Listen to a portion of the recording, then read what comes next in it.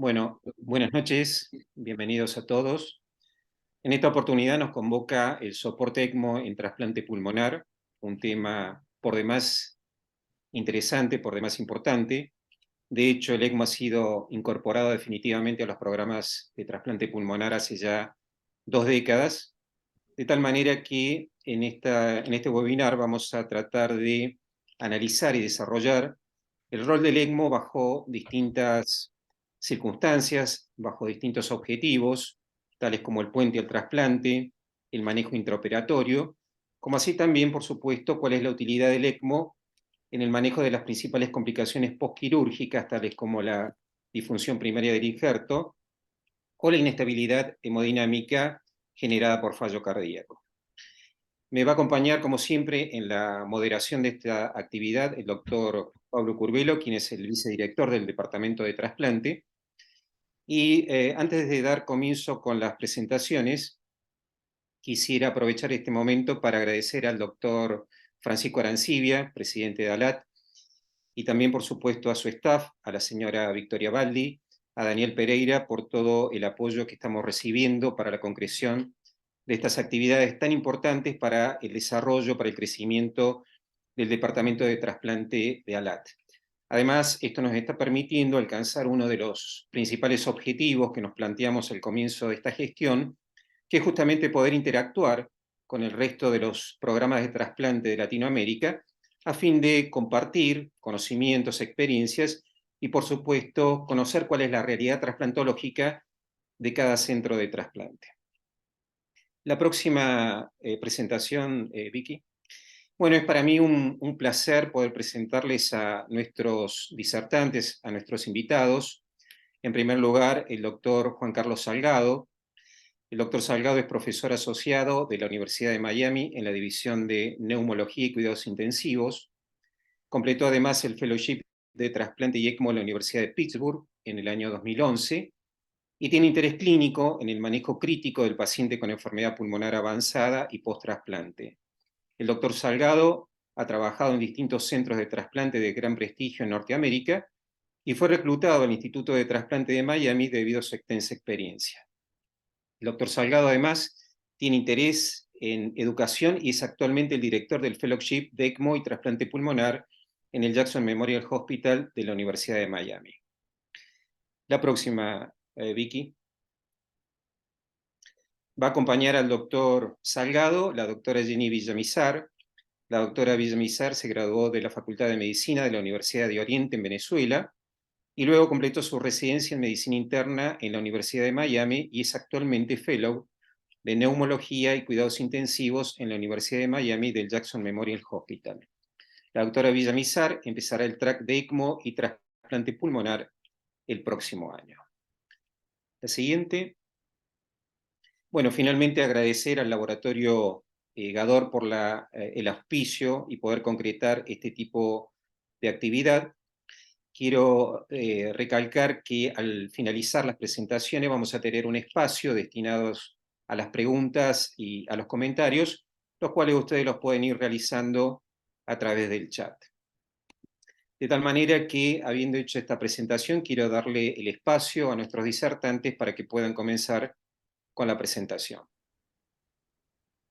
Bueno, muchísimas gracias al doctor Océs, al doctor Culvero por esta invitación. Yo soy Jenny, como ya me introdujeron. Voy a hacer compartir mi pantalla. ¿Ok?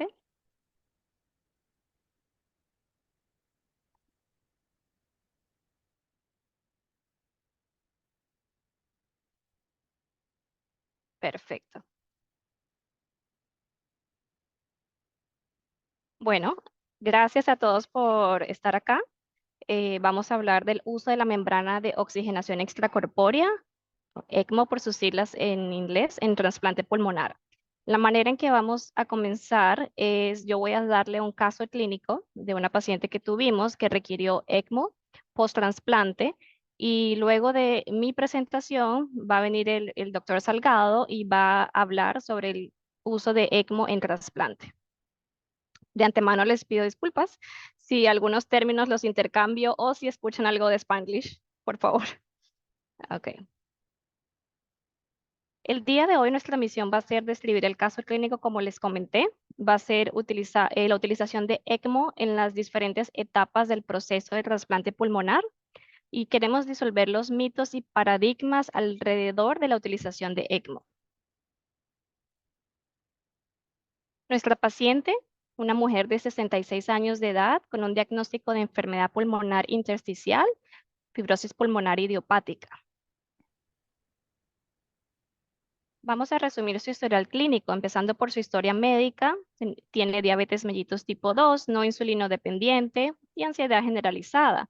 Historia quirúrgica: tuvo un reemplazo total de rodilla izquierda y tuvo una artroplastia de cadera derecha por necrosis avascular. Ella fue fumadora de cigarrillo, tenía una historia de 2.5 paquetes por año, pero paró en 1990. Casada, con un hijo, ocupación en el área de administración, nacida en Cuba. En el momento de la evaluación para trasplante, sus medicinas fueron budesonida y albuterol nebulizado, clorexepam solamente si fuese necesario, metformina, mirtazapina y nintedanib, que es el OFEP, el antifibrótico.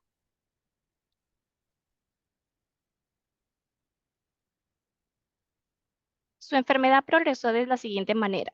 Ella fue diagnosticada con EPI en octubre de 2022, hecho por imagen de CT del tórax. Inicialmente se presentó con tos seca y disnea.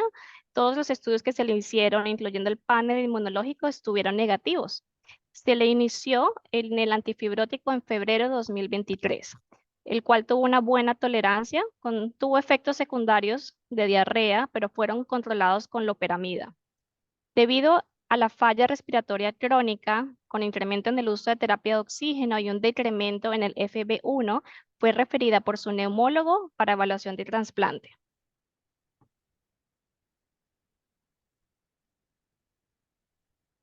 Su primera visita en nuestra clínica de trasplante fue en junio 23. Ella logró enlistarse en agosto 16 y fue admitida desde su casa a la sala de emergencias. En este estudio pretrasplante, su ecocardiograma inicial de julio demostró una función del ventrículo izquierdo y derecho preservado. Se le hizo un cateterismo y la hemodinamia reveló un índice cardíaco de 2.55, un gasto cardíaco de 5, presiones en la arteria pulmonar 33, 11, siendo sistólica y diastólica con una media de 20, con un wedge de 14 y un PVR de 96 dynes. Y aquí es como les prometí, tenemos este slide que permite ver las pruebas de función pulmonar y quiero que se enfoquen les dije que ya fue diagnosticada en el 2022 y la progresión hasta junio de 2023. Podemos ver que el FB1 de 1.35, lo cual representa en su caso un 51%, hubo un decremento a 1.16, siendo 47%. En el próximo les quiero mostrar, este es un video, es una imagen del CT del tórax de ella, que fue pretrasplante. Es un patrón característico de UIP, que tiene opacidades como ven reticulonodulares bilaterales, más que todo en el área subpleural y peribroncovascular, con un patrón de vidrio esmerilado, como decimos en inglés, ground glass opacities, y con panal de abeja, que le llamamos en el honeycombing.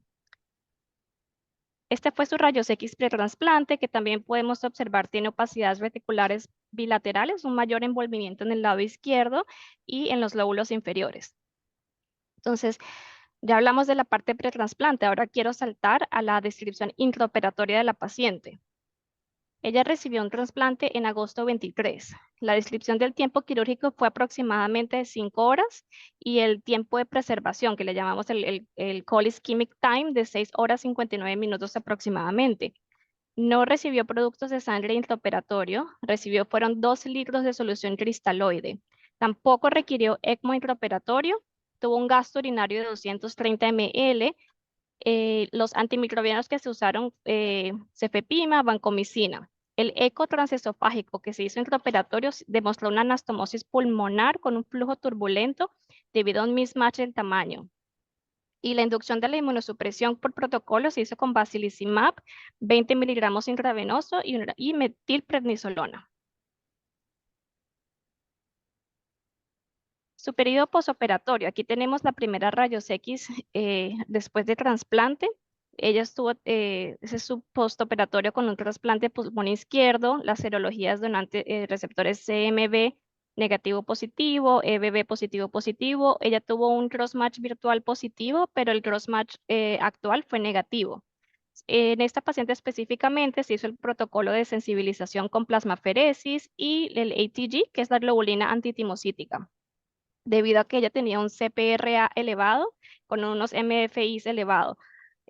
No es parte de esta charla, pero es importante saber por qué una de las cosas que la paciente hizo la falla y se necesitó estar en ECMO fue porque la tratamos también por una rechazo mediado por anticuerpos. Por eso más adelante les voy a explicar cuál fue la trayectoria después del ECMO. Y otro dato interesante es que el cultivo respiratorio del donante fue positivo para Acinetobacter piti y su inmunosupresión de mantenimiento fue con tacrolimus, micofenolato y metilprednisolona. Bueno, acá podemos ver 3 días distintos en su postoperatorio. Como pueden ver en la parte superior les puse el día postoperatorio 2, que fue el agosto 25. Tenemos unos gases venosos que muestran 7,36, 44,39. En ese día la paciente estaba en cánula nasal con 2 litros de oxígeno. Fue su primer día recibiendo la plasmaferesis, que voy a llamarla PLEX. Luego, en el segundo, en la mitad, la rayos X que dice post-op 4, la paciente estaba en aire ambiente, tolerando todo, estaba muy bien. Su gas venoso fue de 740, 42, 33. Ese día también recibió la dosis de Plex número 2. Ahora, si adelantamos un poco y nos vamos al día 29, que fue su postoperatorio día 6, fue cuando hubo un empeoramiento de la hipoxemia. La paciente requirió ser intubada, conectada a ventilación mecánica y incluso tuvimos que empezar óxido nítrico inhalado. Como pueden ver los gases allí, 7,16, 67,60, se colocó en ventilación mecánica, así es control con volumen. Y allí mismo, después de la intubación, se le hizo una broncoscopía, la cual demostró que la anastomosis estaba intacta, pero habían secreciones muy abundantes ocluyendo la língula y el lóbulo inferior izquierdo. Ese mismo día, el ecocardiograma que se le hizo demostró que la función del ventrículo estaba todavía preservada. Entonces, al día 7, el postoperatorio día 7, fue que se decidió la canulación de ECMO. Pero antes de entrar en ese slide, les voy a mostrar este mismo día de agosto 29, donde están viendo que fue intubada, el CT del tórax que se le hizo. Igual como el anterior, es un video, solo que este se tarda un poquito más en empezar. Como pueden ver, ya está el tubo endotraqueal, tiene un poco de enfisema subcutáneo también. Y inicialmente no les puse la ventana del mediastino, pero este era un CTA con contraste para poder también evaluar si había alguna embolismo, el cual no había. Entonces, esta fue la rayos X cuando ya se estaba canulada para ECMO y en el borde superior, inferior derecho podemos ver la progresión de los gases arteriales de esta paciente, persistía su falla respiratoria a pesar de la terapia óptima, estaba en ventilación de protección pulmonar, ya estaba en óxido nítrico inhalado. Ese día se decidió canular, como pueden ver, 17 eran las 5 de la tarde, se canuló al final del día. Se utilizaron la vena yugular interna y la vena femoral derecha. Durante la canulización, el eco transesofágico sí estaba revelando que había un empeoramiento de la regurgitación tricuspidia. No había ninguna efusión de cardíaca ni del pulmón. Ahora les quiero mostrar cómo evolucionó la paciente después de haberla iniciado en ECMO. Entonces, si empezamos por el lado izquierdo, la primera rayos X en el día post-op 8 fue su segundo día en ECMO. Allí les puse que en el sweep era de 3, un flow de 3,6. Los settings del ventilador es una ventilación para reposo, está pressure control y ese día el PF ratio era de 443.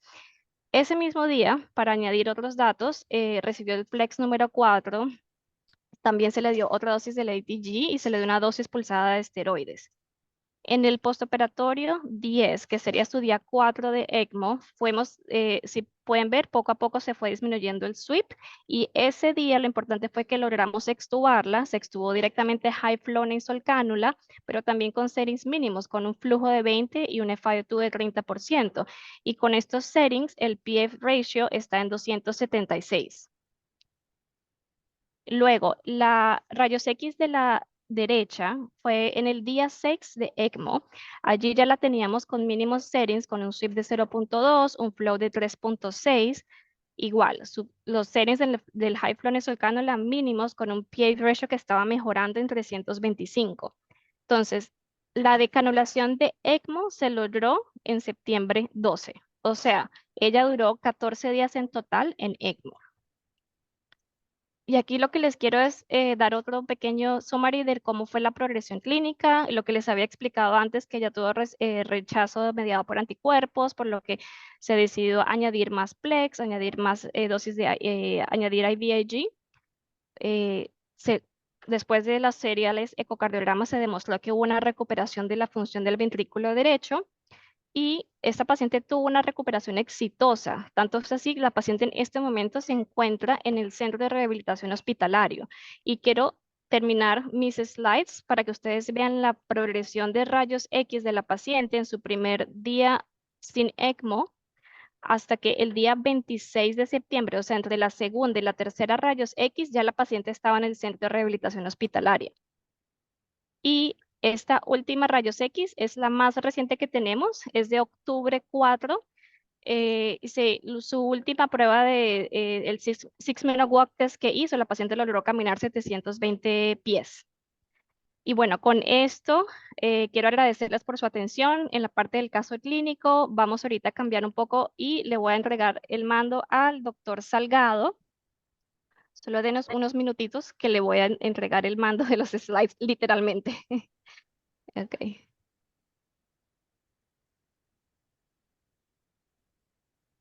Ok, doctor Salgado, ya debería poder Gracias. permitir. Oh, ya va. ¿Qué pasó? Perdón, perdón. Bueno, Algo pasó. Ya va, ya va. ¿Puede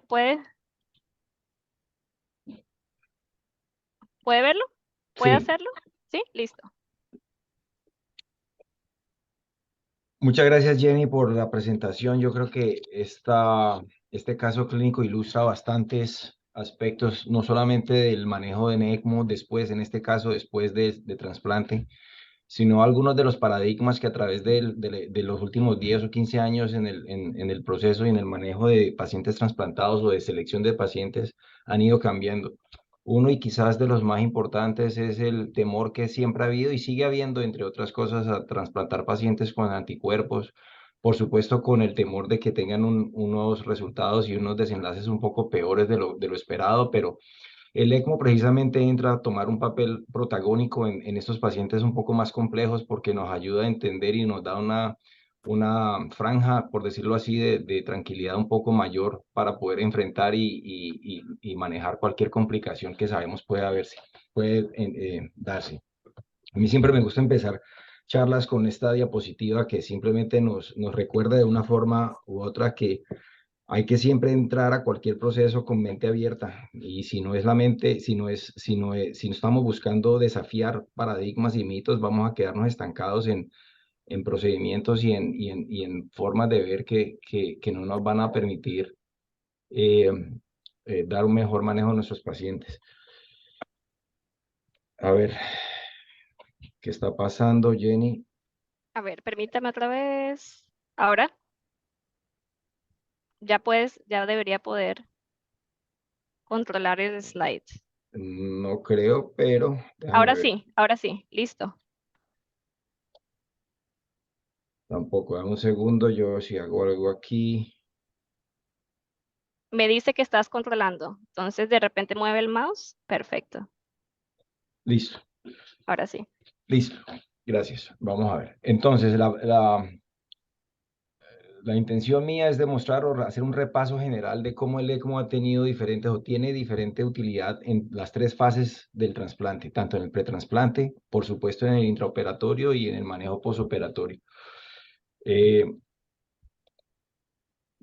de esta forma, y quiero empezar con hacer este diagrama fluido de ir por las diferentes fases del trasplante que empieza con la selección de pacientes, cómo esto ha ido cambiando y hay diferentes cosas que definitivamente, al menos en este país, hace que el acceso de los pacientes sea un poco mejor con cambios que ha habido en la asignación y en la alocación de órganos, tanto en los últimos 20 años, en el 2005 por primera vez hubo un cambio radical, la forma como los pacientes se enlistaban. Antes era el que primero se metiera a la lista, tenía acceso y tenía prioridad. Ahora, desde el 2005, hay unos sistemas de puntuación que permiten darle un poco de prioridad de acuerdo a las enfermedades nivel de enfermedad y a la cercanía con el donante.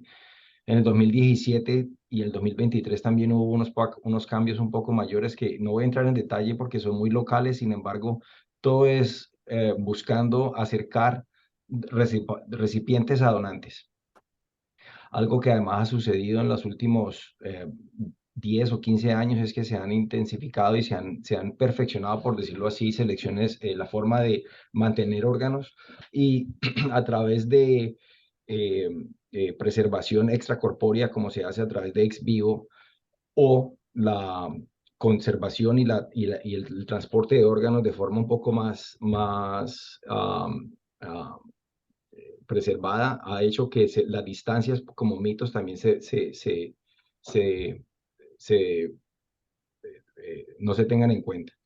Una vez el trasplante se haya decidido y la cirugía se lleve a cabo, el soporte intraoperatorio ha cambiado de lo que antes era el bypass cardiopulmonar, prácticamente como la única modalidad de soporte intraoperatorio por la vieja guardia de cirujanos cardiotorácicos que sí eran los que llevaban el liderazgo en hacer esos trasplantes, a cómo en la medida en que de forma un poco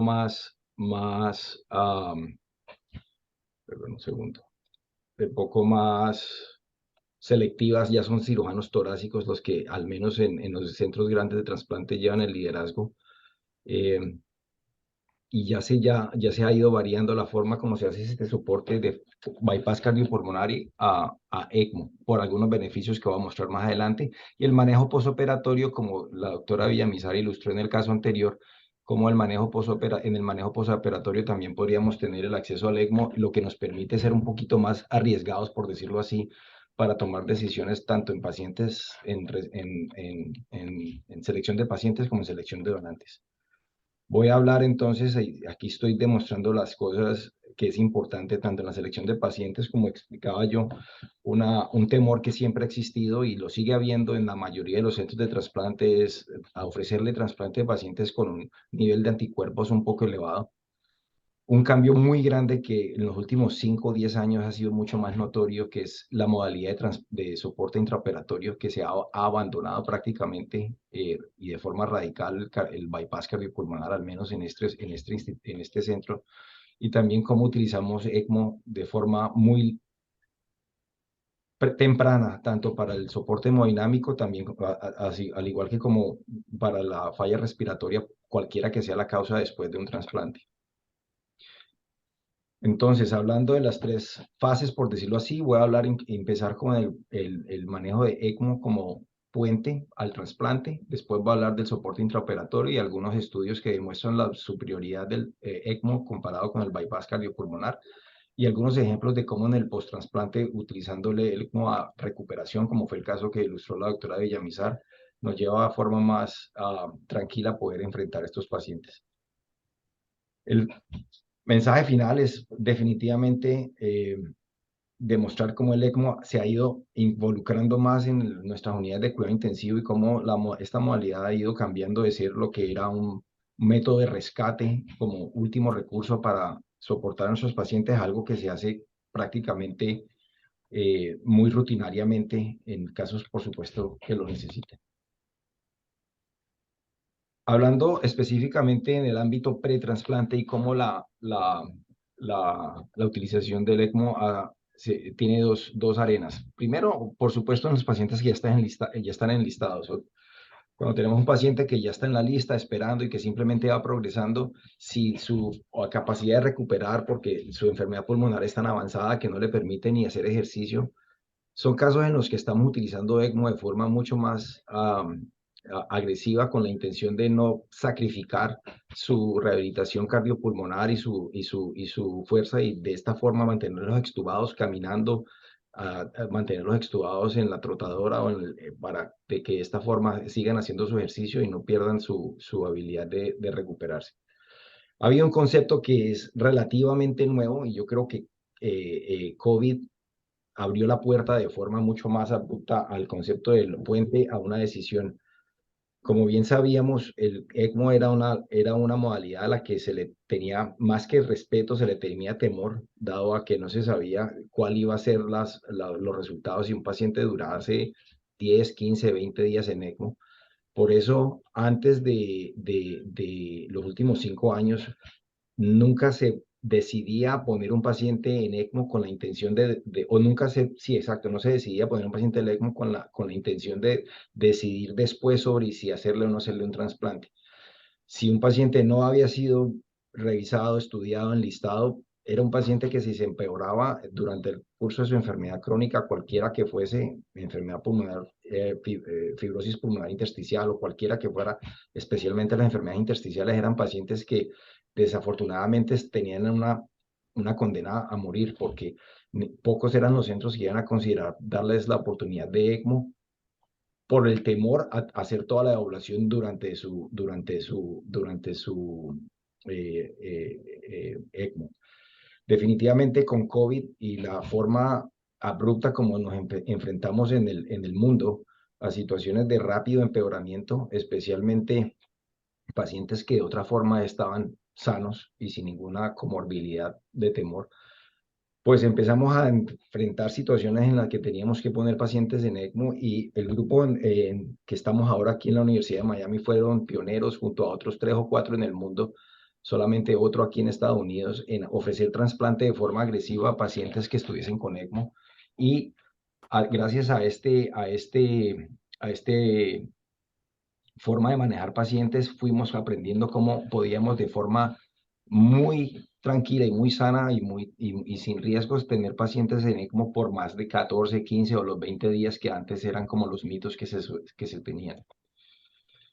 Hablando entonces de lo que el ECMO fue, cómo ha cambiado lo que era el temor a darles pacientes que no se hubiesen decidido, es importante, por ejemplo, entretener casos como pacientes que tuviesen enfermedad pulmonar o fibrosis pulmonar intersticial o enfermedad intersticial, que como bien dije, debemos estar de acuerdo que hace 10 años un paciente con fibrosis pulmonar, un paciente con cualquier tipo de enfermedad intersticial, no importa cuál fuese su origen, si él no había sido, él o ella no había sido considerada para ECMO y se llegase a tener una exacerbación, ese paciente no se le iba a poner en ECMO con la intención de evaluarlo para trasplante. Este fue un estudio que pretendió demostrar que las exacerbaciones agudas de las enfermedades pulmonares no deberían ser contraindicaciones para ponerlos en ECMO, porque a pesar, ni tampoco contraindicaciones para considerar trasplante, lo cual era históricamente lo que se pensaba.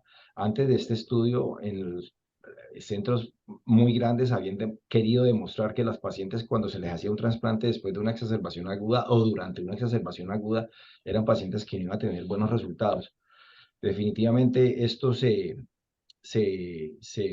contradice en este estudio donde se logró demostrar que pacientes que tuviesen exacerbaciones agudas de enfermedades pulmonares intersticiales podían también tener resultados que fuesen comparables o incluso mejores a pacientes que ya habían estado estables.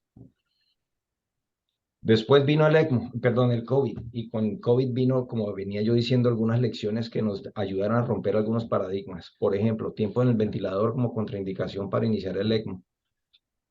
Por algunos meses se pensó que pacientes que estuvieran en el ventilador por más de 3, 4, 5, de acuerdo a los protocolos de cada programa, no se les iba a ofrecer ECMO. En la universidad donde estaba nuestro equipo antes, recibíamos en referencia muchos pacientes que llevaban el ventilador 2, 3 meses, perdón, 2, 3 semanas, y a pesar de esto, una vez se les ponía en ECMO y se les lograba poner en un programa de rehabilitación, podríamos ponerlos otra vez a caminar y de esa forma volverlos candidatos. Otro paradigma que se logró discutir fue el tiempo en ECMO como una contraindicación para considerársele un trasplante.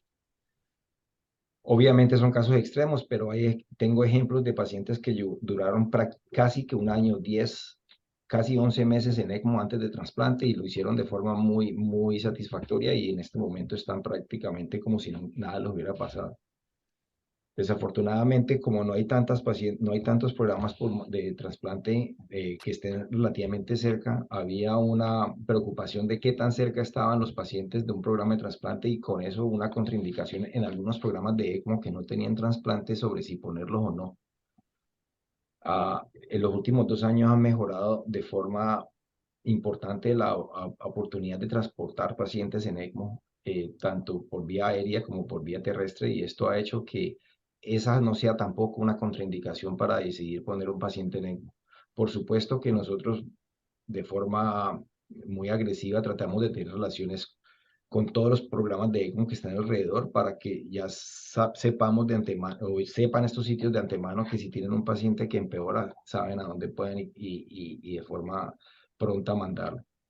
Por eso es importante cuando hay un centro de ECMO que no tenga un programa de trasplante dentro de su mismo centro, que tenga alcance o relación con algún programa de trasplante para que de esta forma tales barreras se puedan quebrar de forma oportuna.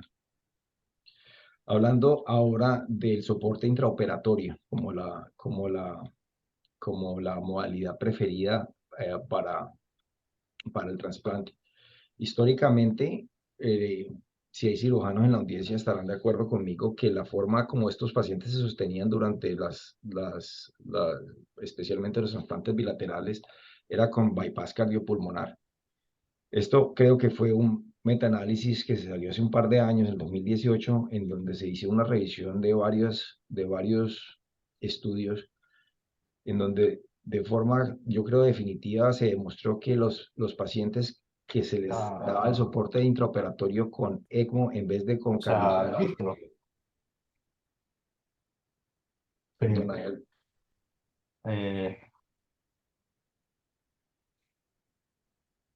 ¿alguien tiene una pregunta? Mándamelo lo mejor que puedas, porque lo que yo vi no era aplicable. Perdón. Lo dividiste.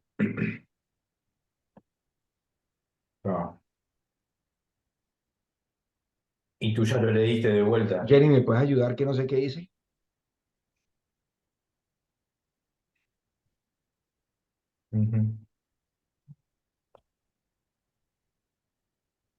Fue uno de los participantes, no fue usted, doctor Salgado. Gracias.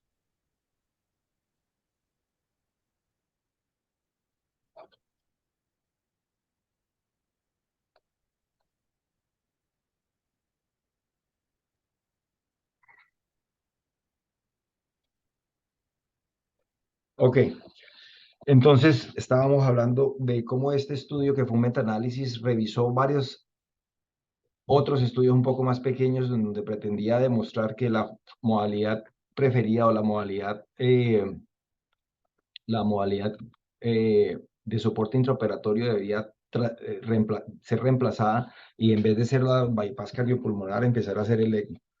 Este metaanálisis lo que hizo fue revisar 7 estudios y de forma muy, yo creo, contundente demostró que el ECMO se asocia a menores tasas de disfunción primaria del injerto, definitivamente menor sangrado, definitivamente menor insuficiencia renal que requiriese diálisis, necesidades de traqueostomía, transfusiones intraoperatorias, menor tiempo de estar intubado y al igual menor estancia en la unidad de cuidado intensivo y en el hospital en general. Yo creo que después de esto y definitivamente en los centros de mayor volumen, ya la modalidad de soporte intraoperatorio de forma, con muy pocas excepciones, es ECMO cuando hay que hacerse este soporte intraoperatorio. Viene entonces la pregunta sobre por qué no darle este soporte intraoperatorio a todos los pacientes. Perdón.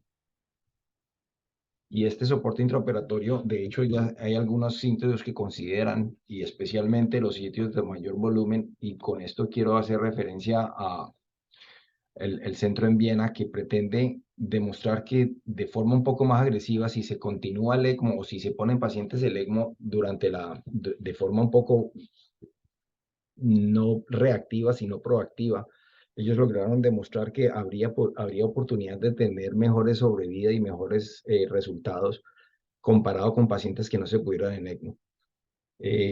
Este estudio que fue compartido por el centro en Viena demostró que cuando se utilizaba ECMO y también cuando se continuaba el ECMO después del postquirúrgico, hacía que fuese un poco más fácil, por decirlo así, el manejo del cuidado intensivo de estos pacientes, comparado con pacientes que no se les había dado la oportunidad de estar en ECMO durante el proceso intraoperatorio o en la continuación inmediata.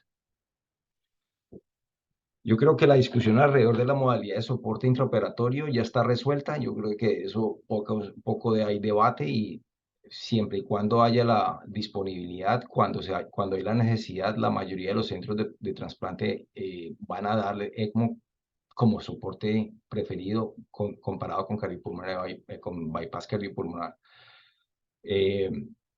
La modalidad específica de ECMO que se utiliza, por lo general para pacientes que requieren trasplante bilateral, es el ECMO venoarterial, para de forma muy soportada poder evitar lo que se llama el síndrome del primer pulmón, que es el síndrome en el cual, si no hay un soporte que logre disminuir la perfusión a ese pulmón durante la implantación del segundo pulmón, va a hacer que ese pulmón vea todo el gasto cardíaco por un periodo determinado, que hace que su reperfusión sea un poco más agresiva y tenga problemas a corto y mediano plazo.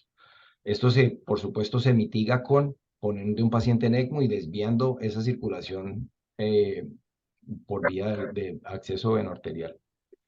Lo que todavía está incierto es sobre qué pacientes que se hacen en ECMO deben continuar en ECMO para el periodo posoperatorio. Por supuesto, diferentes programas van a tener diferentes criterios y diferentes cirujanos o diferentes unidades de cuidado intensivo van a tener diferentes niveles de confort para continuar o no continuar con estos pacientes en ECMO. Entonces viene cuándo utilizar ECMO en el manejo postquirúrgico. Y el manejo postquirúrgico, por supuesto, pues como lo ilustró la doctora Villamizar, tiene bastantes situaciones en las cuales el ECMO pueda y deba ser utilizado de forma más agresiva. Una de las complicaciones más identificadas y bien descritas en el postquirúrgico inmediato de un trasplante de pulmón es la disfunción primaria del injerto. Y sabemos que hay diferentes factores de riesgo que contribuyen a que esta disfunción primaria del injerto sea más o menos problemática. Una de las razones por las cuales hay más es lo que antes se creía cuando un paciente había sido soportado en ECMO antes de trasplante, como una de las razones por las que había más incidencia de disfunción primaria del injerto. Y como en el caso de la doctora Villamizar, este paciente que tenía una incompatibilidad de anticuerpos hizo que hiciese un rechazo mediado por anticuerpos, y por esta razón una difusión primaria del injerto que hubo que hacerle el soporte en ECMO. Históricamente, entonces, para la difusión primaria del injerto, el ECMO se venía utilizando de forma reactiva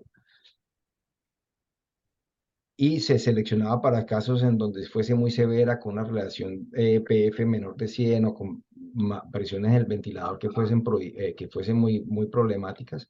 Lo que ahora estamos tratando es de evitar llegar a como fue especialmente el caso de la doctora Villamizar, y ser un poquito más cautelosos y ser un poquito más anticipatorios y poder utilizar el ECMO de forma un poco más temprana, bien sea prolongando pacientes que se han hecho en ECMO durante el acto quirúrgico, o pacientes que de forma muy temprana en el postquirúrgico se encuentren que tengan problemas.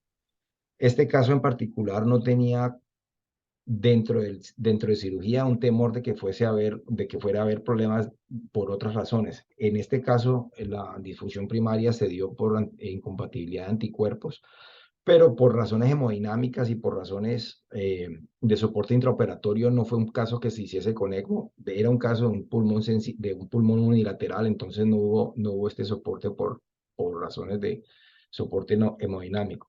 Pero como la gran mayoría de los casos, diría yo, 90% de los trasplantes son bilaterales hoy en día, cuando hay algún temor de que haya bien sea hipertensión pulmonar antes, o que quede un poco de falla del ventrículo derecho después de la cirugía. Estos son pacientes que prácticamente están gritando que van a entrar en difusión pulmonar primaria del injerto, y esos son pacientes que ya aquí en nuestro centro los dejamos en ECMO por 24, 48 horas hasta que se aclare un poco el panorama.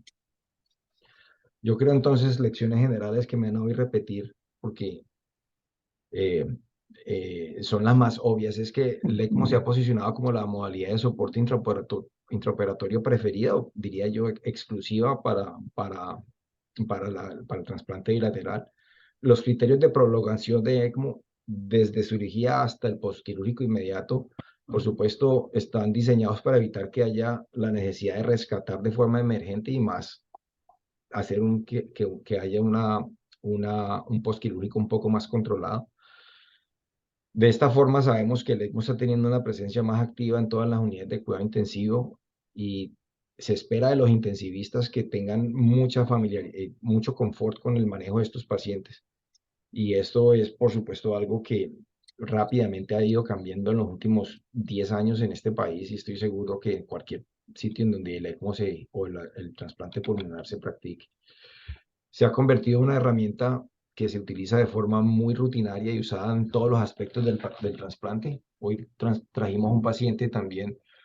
Aquí también no se ha evaluado todavía, pero prácticamente no tiene ningún otro signo de alarma para creer que no lo vamos a trasplantar, y por eso antes de cualquier cosa lo pusimos en ECMO para poder dejar que sus pulmones no se siguieran estropeando y poderlo tener extubado y hacer toda la evaluación de forma un poco más tranquila. Como lo he repetido, ya no es un uso de rescate o de emergencia, es más un uso electivo y rutinario. Y yo creo que si hay pocas cosas positivas, por decirlo así, que COVID nos dejó, fue una, una necesidad de romper paradigmas y de pensar fuera de lo común para de esta forma poder enfrentar situaciones rutinarias que antes no hubiéramos enfrentado. El concepto de puente de la decisión o bridge to decision, que era algo que antes no se hacía para trasplantar pulmones, es algo que por supuesto ha tenido poco a poco está teniendo más cabida en nuestras unidades de cuidado intensivo. Yo creo que con esto he terminado, y por supuesto estamos abiertos a conversar un poco sobre si hay alguna pregunta o comentario. Bueno, excelentes las presentaciones. Muchas gracias, Jenny. Muchas gracias, Juan Carlos. Sí, hay preguntas, se están desarrollando preguntas en el chat. La primera pregunta es del doctor Londoño. Dice: hola, buenas noches. Una pregunta que no tiene que ver específicamente con el ECMO, pero ¿por qué se decidió trasplante unilateral en el caso que presentaron? Me parece que los pacientes con trasplante bilateral toleran mejor las complicaciones. ¿Por qué fue la elección de un trasplante unilateral? Buena pregunta. No recuerdo en este caso, Jenny, no sé si tú recuerdas, pero puedo hablar en líneas más generales de cuándo utilizamos o cuándo se hacen trasplantes unilaterales. En general, la gran mayoría, por no decir, sí, la gran mayoría de nuestros trasplantes son bilaterales. La única o las pocas veces que nos desviamos a hacer trasplantes unilaterales son pacientes mayores, y por mayores me refiero a pacientes de 65, 70.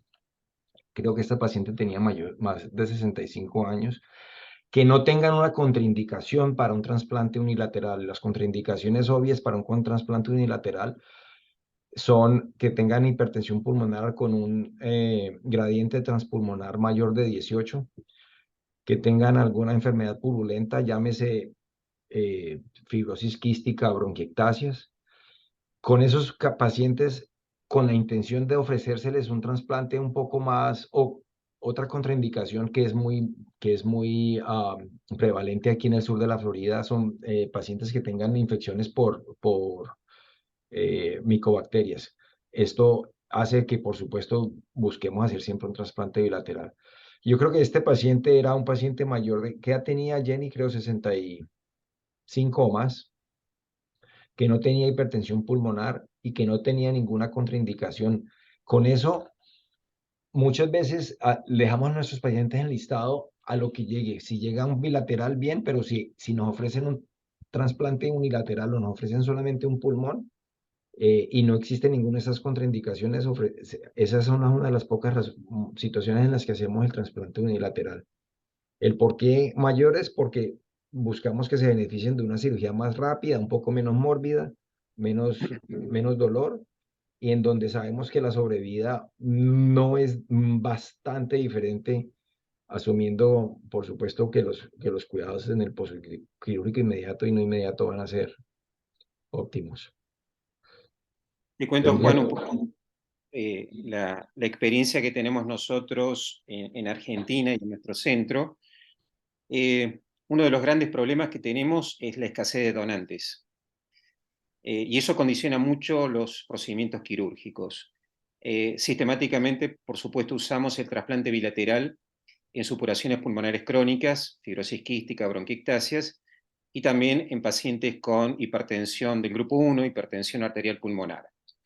En el caso de las enfermedades parenquimatosas, como es la fibrosis pulmonar o enfisema, si los pacientes no tienen evidencia de hipertensión pulmonar de grado moderado a severo, por lo general los enlistamos para trasplante unilateral, a menos que el paciente sea un paciente muy joven, cosa excepcional para fibrosis o enfisema, pero por lo general digamos, por poca disponibilidad de órganos, muchas veces con un donante podemos trasplantar 2 pacientes, elegimos el unipulmonar. Ahora, si el paciente tiene presiones pulmonares mayores a 30 milímetros de mercurio de media, nos inclinamos por el bilateral. Seguimos teniendo preguntas en el chat. La doctora María Lozano pregunta qué porcentaje de trasplantes bipulmonares en su centro no requieren ECMO. buena pregunta. No sabría responderte un porcentaje, lo que sí sé es que esto es una decisión muy dinámica, que lo que yo he notado es una decisión, por supuesto, del cirujano dentro del, siempre a la totalidad de los casos entran con el ECMO listo para empezar. A no ser de que después de la implantación del primer injerto haya algún problema, perdón, si no hay ningún problema, lo hacen sin ECMO, pero poco a poco están utilizando ECMO de forma un poco más liberal para evitar ese síndrome del primer injerto eh, que les describí al comienzo. Yo diría que un 70-80% de los trasplantes bilaterales se hacen en ECMO. Okay, perfecto.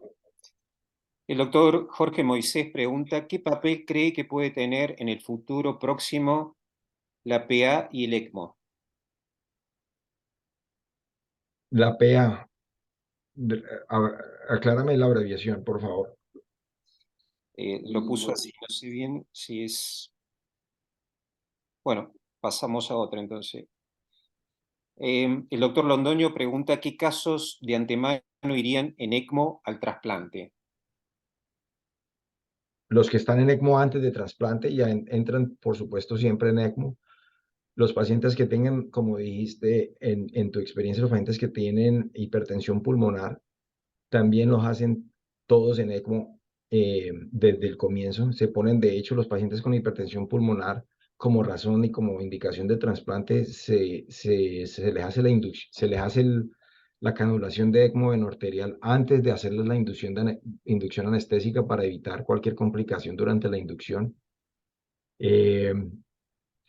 Básicamente esos son los dos grupos, los que vienen en ECMO por su falla respiratoria, se continúa, nunca se va a suspender, se continúa y se pasa a venoarterial, y los pacientes con hipertensión pulmonar.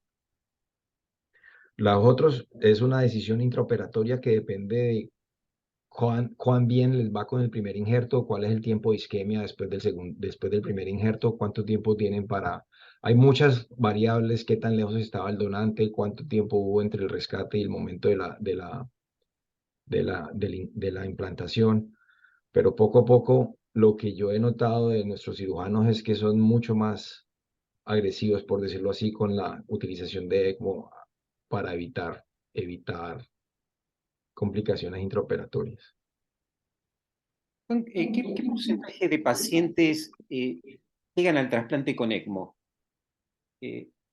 A nivel mundial o en tu centro, si tenés conocimiento de esto.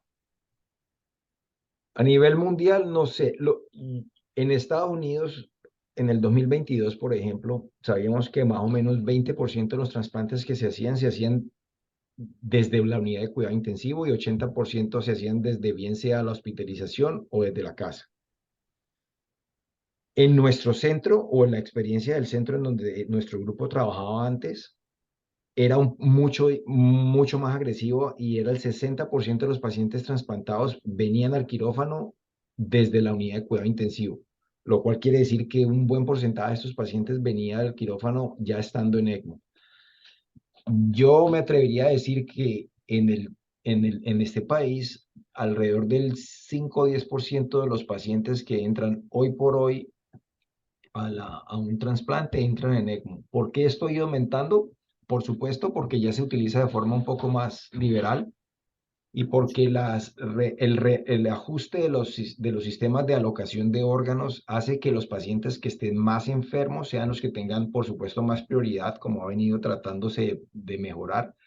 Y estos pacientes ya los centros saben que los pueden poner en ECMO sabiendo que va a haber un trasplante pronto.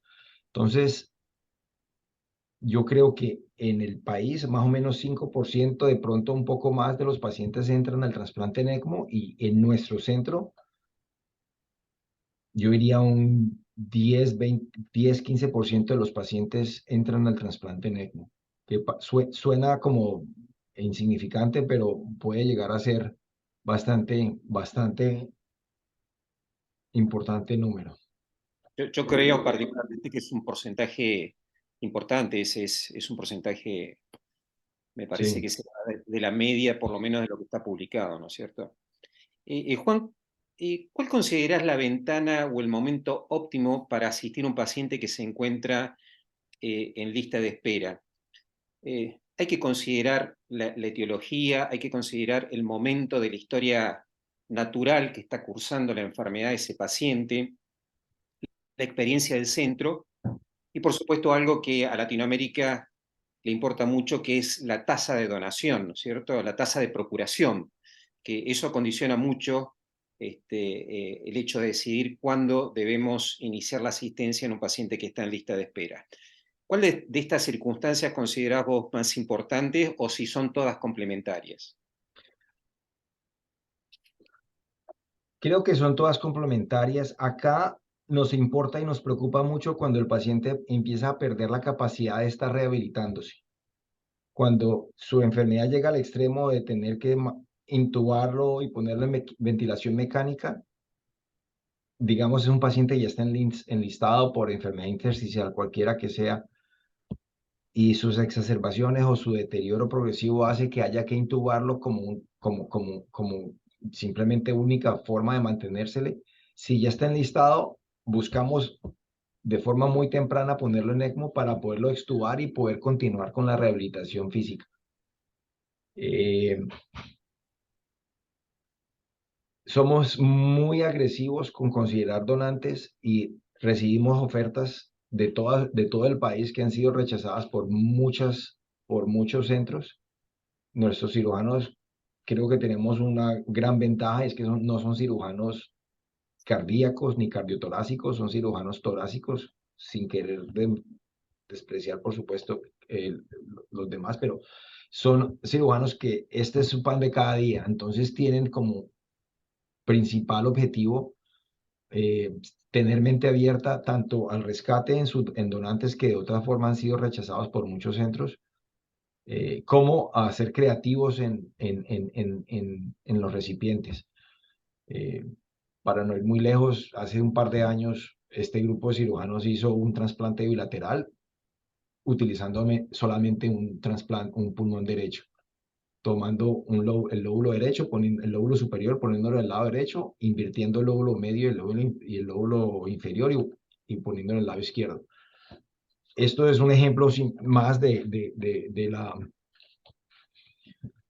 la forma progresiva como ellos abordan decisiones quirúrgicas y de esta misma forma como vamos por donantes. Aquí va mi comentario, es a que no tenemos tanta, como puede ser el problema en otras regiones, no hemos notado que el acceso a donantes sea nuestra principal limitante. Prácticamente sabemos que si un paciente está en ECMO, ese paciente va a estar trasplantado en menos de una semana, porque el donante va a resultar o va a resultar. Entonces, teniendo eso en cuenta, de esa forma somos muy agresivos en ponerlos en ECMO para ganar tiempo con la rehabilitación cardíaca y la rehabilitación pulmonar. Perfecto. Una pregunta también del chat es si han tenido experiencia de trasplantar pacientes que han tenido un ECMO por periodos de tiempo prolongados, por ejemplo, varios meses, pacientes con secuelas de COVID. Bastante. De ¿Cuáles hecho, han sido esto, los resultados? como te dije, un ejemplo, tenemos en este momento, hicimos un trasplante de un paciente que llevaba 11 meses en ECMO. Recibimos un paciente que llevaba 3 meses en ECMO de otra institución, prácticamente 5 estados más afuera, estaba en Indiana y lo trajimos y también estuvo otros 3 meses y se trasplantó a los 6 meses. Una de las cosas que tenemos que yo creo que hace la diferencia es que tenemos una unidad de cuidado intensivo dedicada al manejo de enfermedades torácicas. No es una enfermedad, no es una unidad cardiotorácica, no es una enfermedad, no es una unidad cardíaca, es una unidad de cuidado intensivo torácica. Debemos aceptar o debemos admitir que históricamente las unidades cardiotorácicas por algún motivo le da prioridad a los pacientes cardíacos. Hay un paciente que está con, qué sé yo, falla cardíaca y necesita un Elvato. Ese paciente, eso históricamente va a ser el paciente que tumba al que está necesitando venir por ECMO. Tenemos una unidad en donde nunca va a haber que esperar más de 24 horas por una cama. Es muy dinámica, 25 camas donde solamente hay pacientes que necesitan soporte para enfermedades torácicas y somos muy celosos con proteger esta unidad. Tiene que ser algo extremo para que alguien o algún otro paciente nos ocupe una cama, por decirlo así. Entonces yo creo que eso nos da una ventaja comparando otros centros en donde no tienen ese privilegio de tener unidades de dedicación exclusiva para enfermedades pulmonares avanzadas. Perfecto. En tu experiencia, Juan, ¿qué porcentaje de pacientes que son asistidos con ECMO se evita la intubación?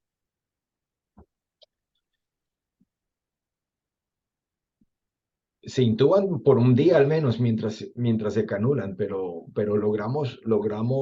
logramos extubar la gran mayoría de los pacientes y se ha hecho de forma electiva para recuperarlos.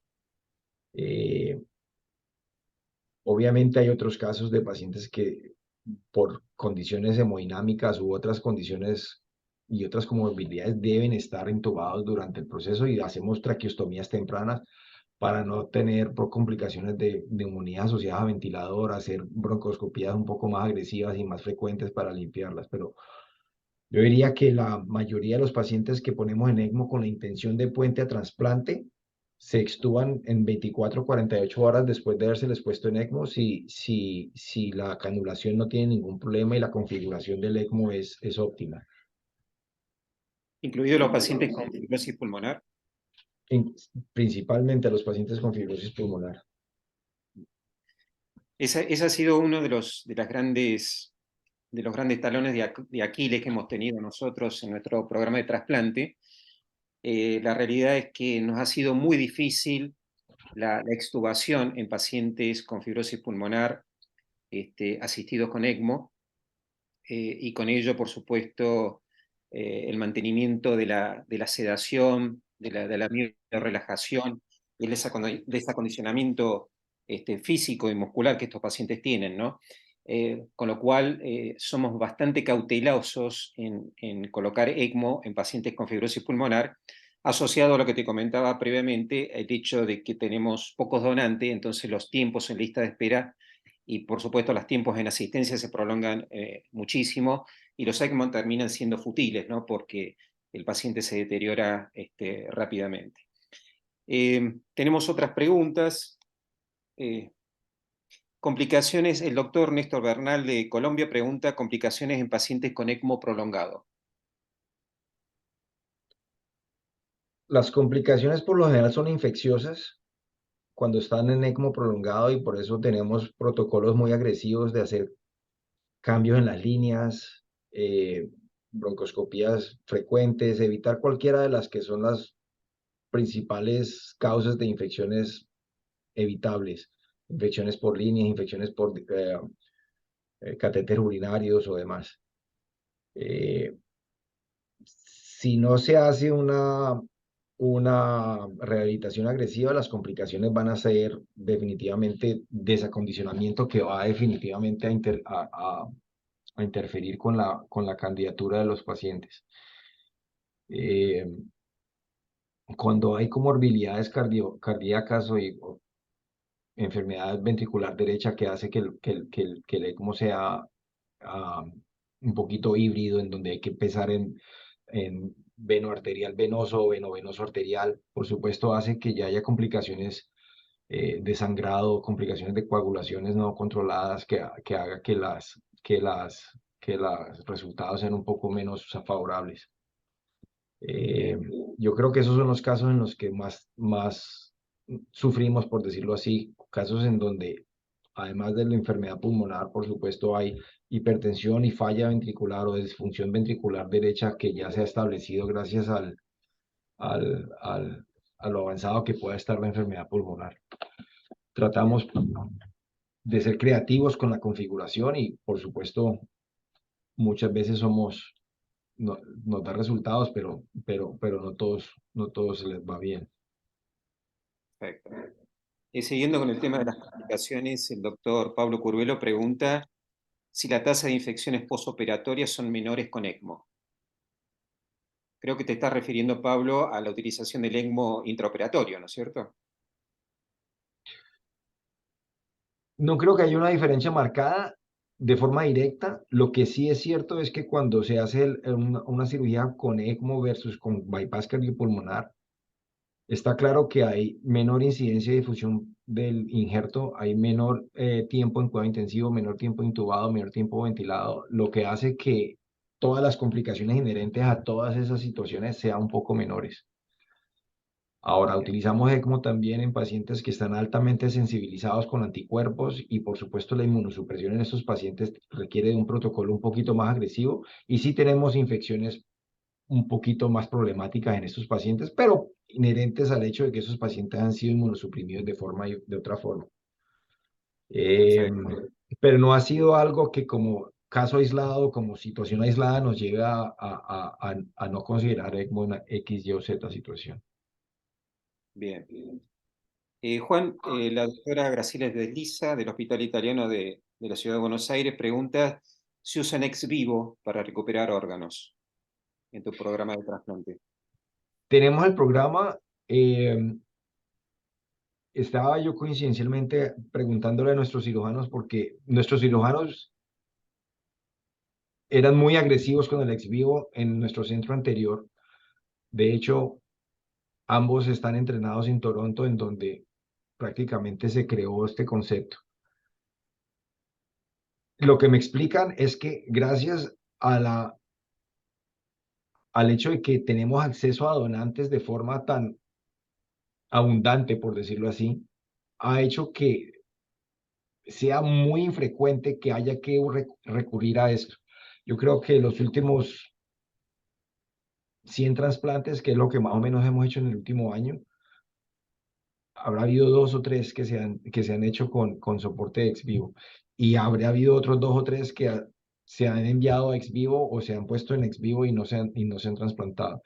El concepto de ex vivo tuvo un auge, pero de acuerdo al entorno en donde cada programa se desenvuelva. Por ejemplo, si en un programa en donde el acceso a donantes es un poco más restringido, un poco menos abundante como el nuestro, de pronto va a tener una presencia un poco más importante que la que en este momento estamos nosotros entendiendo. Desafortunadamente, nos toca hay veces dejar ir donantes, pero porque no hay más tiempo para operarlos. Hay dos cirujanos y agotamos la lista. Una o dos veces al mes la lista se agota a cero. Perfecto. No es el factor limitante el acceso a donantes. Afortunadamente, depende de cómo lo veas, pero sí. Otra pregunta del chat del doctor Roberto Benavides.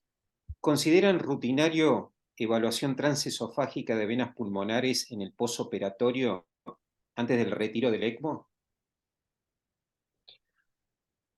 Todos los pacientes se les hace, nuestros cirujanos, nuestros anestesiólogos torácicos tienen durante todo el caso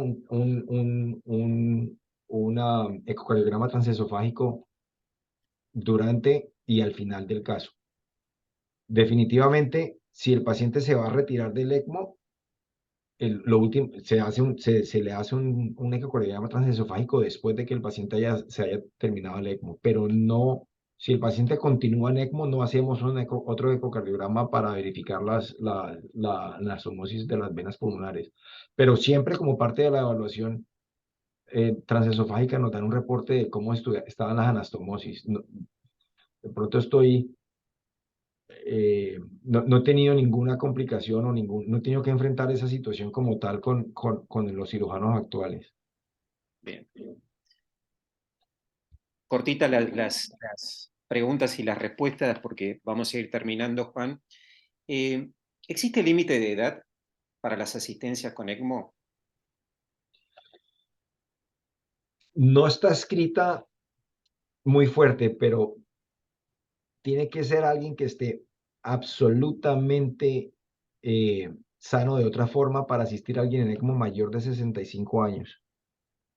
Cuando tenemos pacientes, perdón, mayor de 70 años, cuando tenemos pacientes mayores de 70 años, de antemano, cuando estamos haciendo, por ejemplo, el comité de selección, uno de los puntos en la agenda es, en caso de que este paciente empeore, ¿vamos o no vamos a ofrecerle ECMO? Entonces ya está decidido antes de enlistarlo. Y si el paciente es mayor de 70 años, hay un chance muy alto de que nuestra decisión sea por no hacerlo. O si tiene, pero es caso a caso, no hay, la edad como tal no es el único factor, pero tratamos de ser muy cuidadosos con pacientes mayores de 70 años. Muy bien. La tasa de éxito, Juan, en relación a los pacientes trasplantados con ECMO y la sobrevida, por supuesto, a largo plazo, ¿es similar a la Sí, de los trasplantes sin ECMO? sí. ¿Esto es extensivo a todos los centros o fundamentalmente los centros de alto volumen de pacientes? Yo diría los de alto volumen de pacientes. Y definición de alto volumen de pacientes en nuestro país es centros que hagan más de 50 trasplantes al año. Bien. En este momento en este país hay alrededor de 70 centros, yo creo, y más o menos 20 de estos 50, de estos 70 o 25 de estos 70 centros hacen más de 50 trasplantes al año, Okay. con solo unos 5 o 6 haciendo más de 100 trasplantes al año. Entonces, es en estos sitios en donde las sobrevidas y los resultados son comparables. Perfecto. En el caso de que trasplanten a un paciente con hipertensión arterial pulmonar, el grupo 1, ¿los pacientes salen todos con ECMO de posoperatorio? La gran mayoría sería anecdótico que no lo hiciera, tendría que tener un ecocardiograma transesofágico completamente normal después de la cirugía, lo cual es altamente improbable. Si la razón por la que llegó al trasplante fue por su hipertensión pulmonar, está prácticamente garantizada que va a tener una disfunción del ventrículo derecho que va a tomar un par de días quizás más para remodelarse. Pero nada es 100%, pero la gran mayoría de los pacientes que se trasplantan con hipertensión pulmonar grupo 1 van a salir negros. Bien. Pues hay que en nuestro programa hemos trasplantado en los últimos 10 años aproximadamente 30 hipertensiones del grupo 1, todas la mayoría, el 99%, hipertensiones pulmonares idiopáticas, y llamativamente el 50% de los mismos salieron con ECMO. Esta decisión, por supuesto, tuvo que ver con el comportamiento intraoperatorio, el comportamiento hemodinámico y, por supuesto, el intercambio de gases. Y la verdad que los pacientes que salieron sin ECMO anduvieron bien y no, en ninguno de los casos tuvo que asistirse posteriormente, ¿no es cierto?, al trasplante. O sea, por eso siempre es este interrogante del ECMO preventivo, profiláctico, si siempre se debe instaurar o si, no, o si el paciente tiene que ser adecuadamente evaluado en el intraoperatorio para ver si sale o no con ECMO, ¿no? Pero bueno, hay una tendencia a nivel mundial a que todos salgan con ECMO.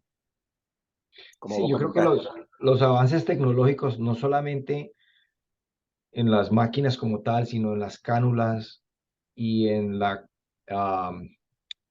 familiaridad que hay de los intensivistas de manejar estos pacientes, hace que, como dijiste, haya una tendencia a que, a que se hagan y que se sostengan en ECMO después. Sí. Bueno, Pablo, no sé si querés hacer alguna pregunta como para ir terminando. La verdad que ha sido un webinar excelente.